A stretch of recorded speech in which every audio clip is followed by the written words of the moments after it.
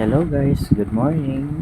Sumama kami ngayon kasi magkakanta kami ng community-based training sa isang lugar sa Kamalig about sa empanada at longganisa making.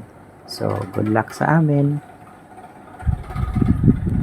Una, biyahe muna kami papuntang market para magbili ng mga ingredients na kakailanganin para sa ating community-based training. Dapat wala kami makalimutan kasi medyo malayo ang aming biyahe. So after nga po namin makabili na ingredients, biyahe agad kami papuntang Taloto, Kamalig, Albay kasi doon po gaganapin yung training.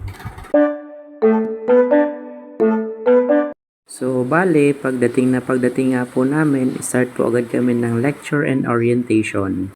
Tapos, dinivide namin yung grupo sa tatlo. At nag-start na sila sa pag-prepare ng ingredients at paggawa ng empanada.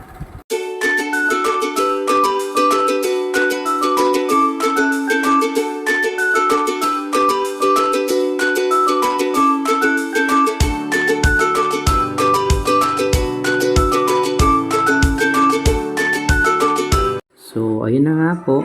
After po nila maulma yung mga empanada, so ipiprito na po siya. So, pinapainit na yung kawali, lalagyan ng mantika, and after mainit na, ilalagay na po yung empanada at piprituhin na. So, ayan, busy na sila. So, after pagpula ng konti, yan na, finished product.